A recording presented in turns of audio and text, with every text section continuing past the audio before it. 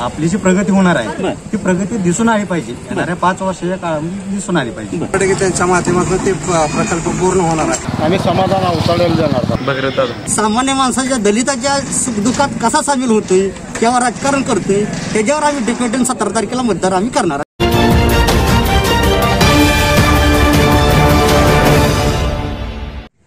Shivshahi news YouTube चॅनलवर आपलं सहर्ष स्वागत आहे. कोण होणार आमदार या कार्यक्रमाअंतर्गत आज आपण आलेलो आहोत बोहळी या गावी. पंढरपूर मंगळवेढा मतदारसंघाच्या पोटनिवडणुकीच्या संदर्भात बोहळी गावामध्ये कोण होणार आमदार या सदरामध्ये आपण ग्रामस्थांची मतं जाणून घेणार आहोत. शिवशाही न्यूज चॅनल सबस्क्राईब करा आणि नोटिफिकेशनसाठी बेल आयकॉनला क्लिक करा. काय वातावरण आहे? कार्यक्रमाचं नाव आहे कोण होणार आमदार. तुमचा आमदार कोण होणार? आमचा भगीरथ दादा. बर, तुमचं काय मत आहे? कोण होणार? भगीरथ बालके आमदार होणार. बर, तुमचं काय मत आहे? 100% भगीरथ दादा आमदार होणार. 100%. कमीत कमी 30,000 मतांतर लीड येणार. तुमच्या गावात किती मत आहे ती? आमच्या गावात 27-28 आहे. बर बर, 80% मतदान आमच्यातलं होणार. 80% मतदान होणार. हो. बर, तुमचं काय मत आहे दादा? भगीरथ दादा बालके. भगीरथ बालके आमदार होणार. बर, आमदार झालं तर काय त्यांच्याकडनं अपेक्षा आहेत? म्हणजे भगीरथ दादा आमदार झाले तर त्यांनी तुमच्या गावासाठी पर्टिक्युलर काय काम करावं असं तुमच्या अपेक्षा आहे? आमच्या गावासाठी रस्त्याची काय अडचणी आहेत त्या थोड्याफार असं जे महात्माच्या हातून राहिलेले आहेत ते पूर्ण होते. बर, आमच्या अपेक्षा काय म्हणतात? करायची अपेक्षा काय राखलीच नाही नानाने. आमच्या अपेक्षा परत जास्त दिले नानाने. बर, त्यामुळे न अपेक्षा करता आम्ही नानाला बरोबर मताने इथनं निवडून देणार. हो की अपेक्षा तुमच्या नसतील पण गावाचे काही प्रश्न असतातच ना. राखलंच नाही ते प्रश्न आणि जेवढं मागितलं तेवढं नानानं आम्हाला भरपूर दिले. बर, हो. समाधान दादा अवताडे हे आमच्या मनातले आमदार आहेत. कारण भारत नानाच्या नंतर जर भगीरथ बालकेला निवडून द्यायचं म्हणलं बाप झालं का पोरगा झाला का नातू, दुसऱ्या कोणी व्हायचंच नाही का? पुढं काम कोणी करायचंच नाही का? तर दुसरा कोणी येऊ नये असं जर वाटत असलं तर मग ही एकदाच पिढी द्यावी. नसेल तर समाधान दादाला निवडून द्यावं. एक वेगळा पर्याय म्हणून उपयोगात तालुक्याला पर्याय उपलब्ध होईल. भगीरथ बालके आमदार होणार 100%. बर, आणि सध्या गावाचे काही प्रश्न आहेत का?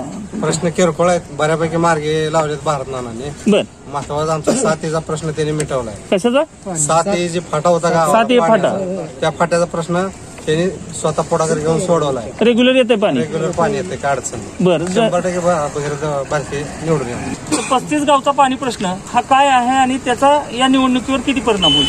35 गावचा पाणी प्रश्न स्वर्गीय आमदार भारत बालके यांनी मार्गी लावला. विदर्भाचा अनुशेष बाकी असताना विशेष राज्यपालाची मंत्रिमंडळाची बैठक घेऊन स्वर्गीय आमदार भारत नाना बालके यांनी ते प्रश्न मार्गी लावलाय. त्याचं श्रेय दुसऱ्याने कोणी घ्यायचं काय कारण नाही.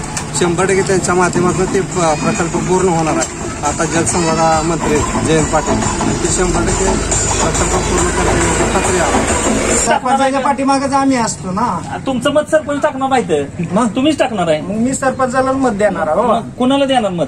भारत बालके. बर, तुम्ही मत कुणाला टाका? आमदार कोण होईल आता सांगू शकता कुस्ती तुमच्या मनात? कोण आहे काय सांगता येत नाही तसं. नाही का तुमच्या मनातलं बी? आता 10 वर्ष झाले आले ते ना. आता कुठलं नाही काय सांगता? वातावरण आहे दादा आता सध्या परिचारक गटाचं वातावरण चांगलं आहे. परिचारक गटाचं वातावरण चांगलं आहे. समाधान अवताडे. बर, पण बोहाळी गाव तर नानाकडे पहिल्यापासून असं म्हणते. जरी नानाकडे जरी असेल तर पण आता बहुमत होऊ शकतं आता. बर, मग हे असा बदल कशामुळे होईल असं तुम्हाला वाटतं? काय पण कामं चांगली आहेत त्यांची, पण एक नंबर काम आहेत त्यांची. बर, आम्हाला परिचारक साहेबांनी आम्हाला बंधारे बांधून दिले, पाणी सुटतं वेळच्या वेळेला. चांगलं आहे ते, त्यामुळे गाव चांगलं सुखम झालेलं आहे. बर, चांगलं आहे. तुमचं काय मत आहे दादा? कोण होईल आमदार? अवताडे. समाधान अवताडे. बर, कशामुळे असं वाटतं तुम्हाला? काय लोकांनी बदल करावा. आता बाप होता अजून पोराला द्यायचं म्हणून तर दुसऱ्याला कोणी चान्स देणार आहे का नाही? बर, ज्याच्या घरात जर देत गेला तर बाहेरच्या कोणी शक्यता यायचंच का नाही. त्यापेक्षा लोकांनी नवीन पर्याय म्हणून समाधान दादाला निवडून द्यावं. देणार. समाधान दादा समजा आमदार झाले तर त्यांनी गावासाठी काय करावं असं तुमचं मत आहे? आता गावासाठी काय ज्या शासनाच्या योजनेच्या तळागाळापर्यंत पोहोचवायचं काम कुठल्याही आमदाराने केलंच पाहिजे. समाधान दादा असल्याने बरी कुठलाही आमदार असतो. बरोबर, ते ह्या योजना गावापर्यंत कशा पोहोचल्या या बघणं लोकप्रतिनिधींचं कामच आहे ते आणि करायलाच पाहिजे प्रत्येकानं. बरं. आणि दादा करतील अशी तुम्हाला खात्री आहे? हो करते. बरं. दादा तुमचं काय मत आहे? भगीरथ दादाच आमदार. पण आता नाना गेल्यामुळे ही निवडणूक लागली खरं, तर भगीरथ दादांना सहानुभूतीचा फायदा होईल असं वाटतं का तुम्हाला? 100% होणार. बरं. पण आता काल परिचारकांची सभा झाली गोपाळपूरला, बऱ्याच ठिकाणी सभेला आम्ही गेलो होतो, तर सहानुभूतीवर आमदार होण्यापेक्षा कामावर आमदार व्हावं असं त्यांचं मत आहे. की मग आता कामात उद्या करणार यायची, आज बी करणार आहे. पहिलीच कामं कामं कुणी केली? त्यांनीच केली. नानाने केली का त्यांनी केली? एकच की. ती काय काल कामं करायचे आमदार नव्हते ना. बरोबर. नानाने कामं केलीत ना, भरपूर कामं केली. बरं. तुमचं काय मत आहे? तुम्ही आता काय म्हणत? 100% भगीरथ दादा येणार निवडून. भगीरथ दादा निवडून येणार. कारण साधारण 2010 पासून 9 पासून ह्या गावातनं कमीत कमी 300-400 पासून लीड होतं. आता एक साधारण 500-100% लीड जाणार. बरं. एक 500 लीड जाणार. बरं. कारण तसं नानाचं आणि हे कामच आहे ना, नानाचं कामामुळं भगीरथ दादा 100% निवडून येणार. पण आता पूर्वी समाधान दादा आणि परिचारक गट वेगवेगळी निवडणूक लढली होती. बरोबर. आता ते दोघं एकत्र आहेत, तर त्या दोन्हीच्या मताचे बेरीज जर केली तर त्याचा काही नुकसान भगीरथ दादा होईल असं वाटतं का? काय सगळं नुकसान होणार? उलट जास्त येणार. काकाला जास्त मतदान पडणार. मताची बेरीज जर केली तर त्यांची जास्त होती की? मताची बेरी तशी नाही, तशी करता येणार नाही. तेव्हा ज्यावेळेस तुम्हाला निकाल लागेल तेव्हा तुम्हाला कळली बा मताची बेरीज कशी कुणीकडे गेली काय झाली. आता बोहाळीतच बघा देणार म्हणजे आतापर्यंत बोहाळीत असा एक देणार तेव्हा बालकी गटामध्ये सर्वसामान्य पुढरे आहेत, जनताच पुढरे आहे. आणि परिचारक गटात किंवा अवतरी गटात देणार जनदांडगे आणि दादागिरी करणारे लोक आहेत. आता पाठीमागचं किसान म्हणजे कुंभार म्हणून हे होता. कुंभाराच्या माणसाला काय जणांनी दादागिरी मारली, तीच माणसं असते त्या समाजात दादा करायचे ना, ती दादागिरी पण करणार होतं ना. सर्वसामान्यांना न्याय मिळण्यासाठी भगीरथ दादाच हा सर्वसामान्यांना पर्याय आहे. आपण या तरुणांकडनंही जाणून घेऊया की या निवडणुकीकडून तरुणांच्या काय अपेक्षा आहेत. मित्रांनो, निवडणुकीमध्ये तुमच्यापैकी मतदान कोणाकोणाला आहे? सगळ्यांना मतदान आहे. बरं. मतदान करणार ना? मतदानाला चुकायचं नाही. तर काय बाबा, काय कुणाची हवा आहे? समाधान दादाची परिचारक गट समाधान दादा आहे. तुमचं काय मत आहे? परिचारक गट समाधान दादा. समाधान दादाला कोण होणार आमदार? मोठ्यानं बोल. समाधान दादा. शिवशाही न्यूज या चॅनलच्या वतीनं आपला कोण होणार आमदार या कार्यक्रमाअंतर्गत आपण आज बोहाळीला आलेलो आहोत. बोहाळीच्या तरुणांचे आपण मत जाणून घेणार आहोत. तर मित्रांनो, या निवडणुकीमध्ये सोशल मीडियाचा प्रचारासाठी खूप मोठ्या प्रमाणात वापर झालेला आहे. म्हणजे फेसबुक असेल, व्हॉट्सअप असेल, युट्यूब असेल. तर तुम्हाला काय वाटतं की सोशल मीडियाचा किती प्रभाव होईल निवडणुकीवर? भरपूर होणार आणि दादा हे आमदार नक्कीच होणार. बरं. त्यात काय वाद नाही. आणि दादा आमदार झाल्यानंतर काय अपेक्षा आहे तुमच्या तरुणांसाठी? दादांनी काय करावं असं तुम्हाला वाटतं? त्यांचे सगळ्यांनी मान्य आहे, त्यांचे कामाला सगळ्यांना काम मिळावं हाताला. बरं. जनतेला काय तरुण वर्ग आहेत. बरं. MIDC MIDCचा हा मुद्दा पंढरपूर आणि मंगळवेढा मतदारसंघामध्ये खूप वर्षापासून प्रलंबित आहे, गाजलेला आहे. तर या तरुण मित्रांनी MIDCचा जेणेकरून रोजगार उपलब्ध व्हावे यासाठी या तरुण मित्रांनी MIDCचा मुद्दा उपस्थित केलेला आहे आणि महत्वाचा कळीचा मुद्दा आहे म्हणलं तर हरकत नाही. दादा आमदार होणार आहेत हे नक्की आहे. समाधान दादा की भगीरथ दादा हे विचारूया आपण.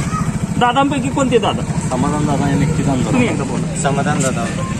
कारण मगाशी तुम्ही नुसतं दादा म्हणला, कन्फ्युजन नको. दादा हे 100% आमदार होणार. समाधान दादा की भगीरथ दादा? समाधान दादा. बर. समाधान दादा. तुमचं काय मत आहे? समाधान दादा. तरी एकदा समाधान दादा. तुमचं काय मत? समाधान दादा. तुम्ही भगीरथ दादा. बरं. या दोन दादांपैकी कोणते दादा आमदार होणार याचा आपण अंदाज घेण्याचा प्रयत्न करत आहोत. शिवशाही न्यूज या चॅनल सबस्क्राईब करा आणि नोटिफिकेशनसाठी बेल आयकॉनला क्लिक करा. आपण आणखीही काही लोकांची मतं जाणून घेणार आहोत. आपण काही ज्येष्ठ मंडळी इथं उपस्थित आहेत, त्यांचीही मतं जाणून घेण्याचा प्रयत्न करूया. तर दादा काय मत आहे तुमचं? कोणाची हवा आहे तुमच्या गावात? भगीरथ दादा.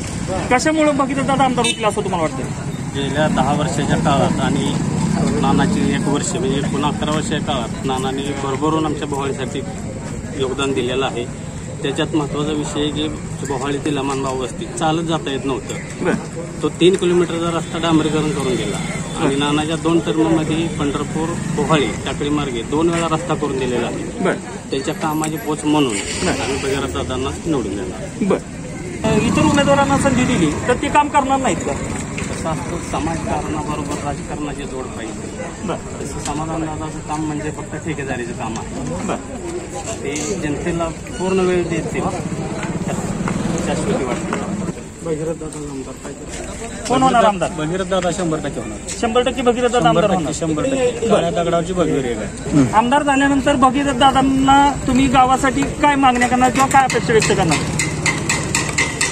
गावातल्या सर्वसामान्यांच्या अडचणीसाठी जाणार ना. आतापर्यंत कॅनलच्या पाण्यासाठी आमचा पहिल्यापासून प्रश्न आहे गावाचा. त्यांच्या वडिलांनी आमच्या गावासाठी भरपूर वेळ दिलेला आहे. कुठलाही सांगेल ते काम प्रत्येक वेळेस करत आलेलं आहे. 2009च्या अगोदर ही मिनिटावर पाणी येत होतं. बर आता 2009 पासून आज 2021 आलं. होईपर्यंत 1 एकराचा अर्ज असेल तर त्याला 1 तास लागतं का 2 तास लागतं ही पाटकरी कधी बघत नाही. त्याच्या अगोदर 10 मिनिटं चालेल 15 मिनिटं चालेल म्हणून मोजून घड्याळ लावून पाणी देत होते. बर आम्ही तिथले साक्षीदार आहे ना. बर आमच्या इथं कधीच पाणी येत नव्हतं. बर एक 7 मोठा कॅनलचा जी फटा आहे ती त्यांच्या माध्यमातून झालेला आहे ना. बर 2005च्या अगोदर पहिल्या प्रतिनिधींनी 2 वेळा उद्घाटन केलेलं होतं. पण कधीही काम ते झालेलं नाही. 2009च्या नंतर नानांनी शब्द दिलेला होता 2014ला तुमच्याकडे येते वेळेस मी काम पुरं करीन आणि मग तुमच्याकडे येईन. किती याला उद्घाटनच केलं त्यांनी. बर आणि काम चालू करून काम पूर्ण झालं. बर आज त्याच्यातनं चांगल्या पद्धतीने पाणी येते. बोहाळी उंबरगावला एकदम भरपूर रेस्ट पाणी मिळतं फुल रेस्ट. बर भगीरथ दादा सोबत भगीरथ दादा सोबत तुमचं काय मत आहे दादा? भगीरथ दादा सोबत तुम्ही कुणासोबत आहे? भगीरथ दादा. भगीरथ दादा सोबत तुम्ही मी ते गावचं नाही का? फुले शाहू आंबेडकर. बर मी चळवळीतला कार्यकर्ता आहे. बर मी योग्य उमेदवार बर आणि जेणेकरून दलिताला आणि सामान्य माणसाला विश्वासात घेणारा उमेदवार, गाव पातळीवरील माणसं जेणेकरून वापर न करता त्याची आयुष्यभर किंवा 5 वर्षे सहानुभूती निर्माण ठेवून जाणीव ठेवून असा उमेदवार बघून आम्ही बहुजन समाज फुले शाहू आंबेडकर मानणारे माणसं मतदान 100% 17 तारखेला योग्य उमेदवाराला करणार आहे. तुम्ही योग्य उमेदवार 17 तारखेला 17 तारखेला 7:30ला योग्य उमेदवार. बर त्यावर सामान्य गाव पातळीचे पुढारी जेणेकरून सामान्य माणसाच्या दलिताच्या सुखदुःखात कसा सामील होतोय किंवा राजकारण करतोय त्याच्यावर आम्ही डिपेंडंट 17 तारखेला मतदार आम्ही करणार आहे. सगळे बहुजन समाज दलित वर्ग फुले शाहू आंबेडकर माणसं जे आहे का नाही असे काय डोळे दाखवून का मतदान करणार आहेत. प्रत्येक माणसाला प्रत्येक गावाला असाच उमेदवार आपला नेता असावा किंवा लोकप्रतिनिधी असावा असं वाटणं स्वाभाविक आहे. जो शाहू फुले आंबेडकरांच्या या महाराष्ट्रामध्ये शाहू फुले आंबेडकरांच्या विचारावर चाललेला असावा आणि दीनदलित गोरगरीब पिचलेल्या शेतकऱ्यांसाठी काम करणारा असावा. या मागण्या किंवा ह्या अपेक्षा प्रत्येक मतदाराच्या असतात.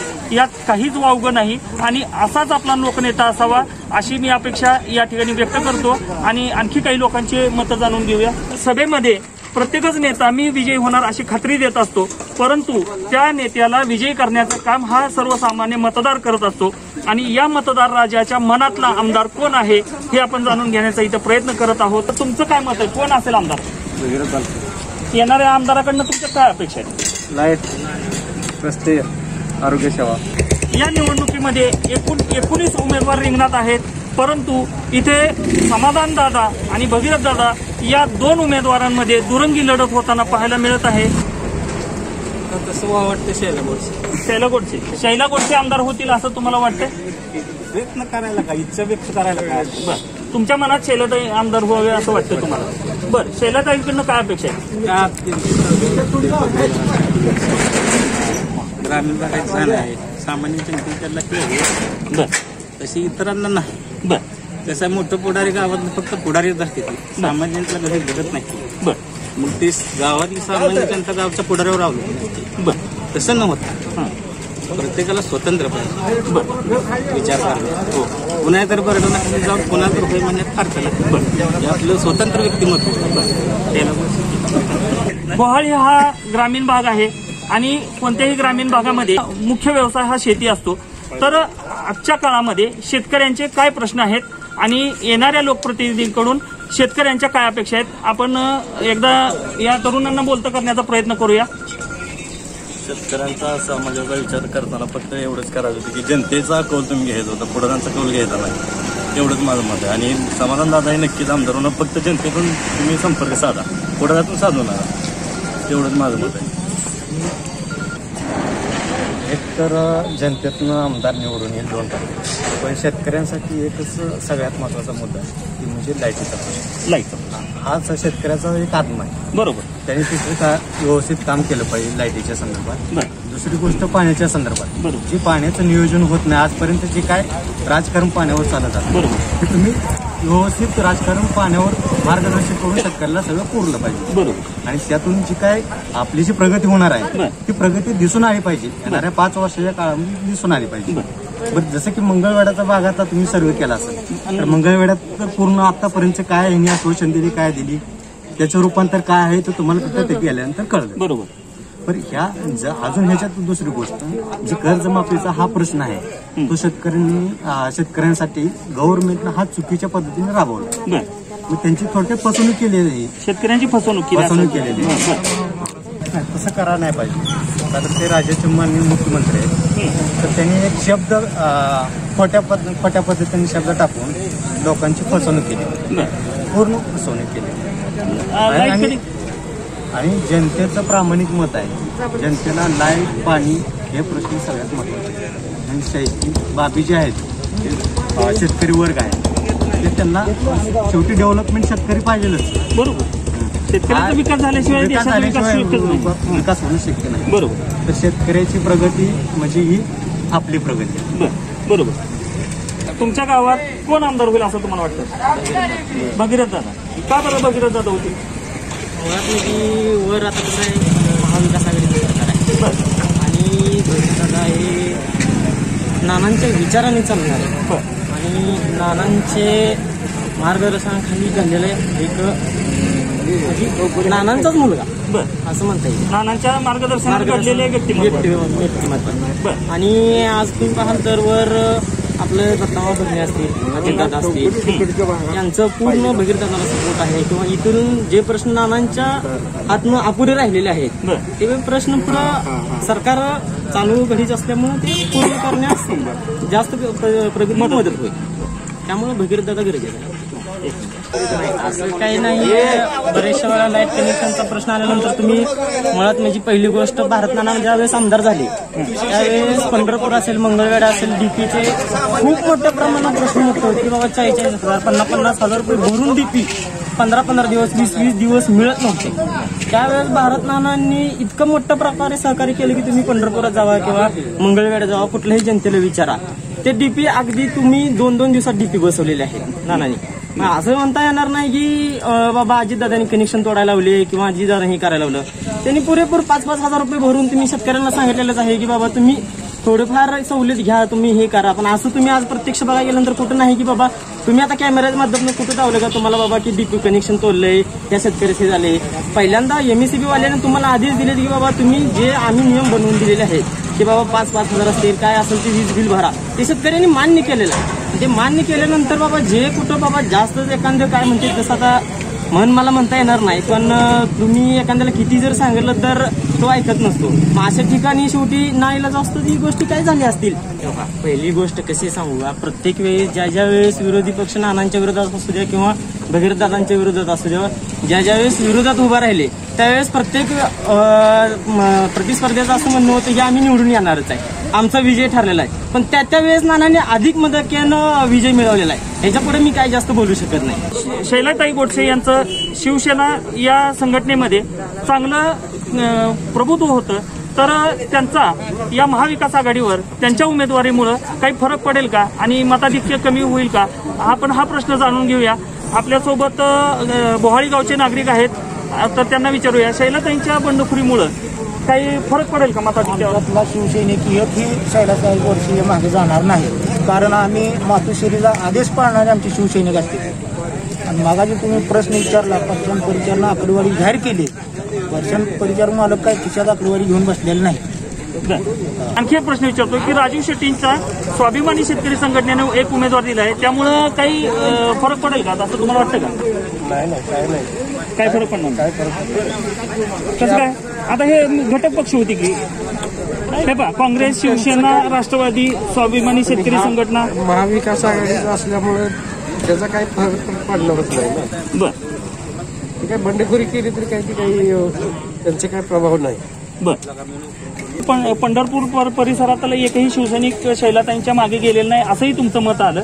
मंगळवेढा भागामध्ये शैलाताईंचं बऱ्यापैकी वर्चस्व होतंच नाही म्हणलं तरी, तर त्याचा परिणाम मंगळवेढा भागात तरी होईलच ना? अजिबातच होणार नाही होणार. कारण मातोश्रीचा आदेश असा आहे, जर शिवसैनिकांनी जर कोणी गद्दारी केली तर त्यांची पक्षात हक्कलपट्टी लगेच करणार, तातडीनं होती.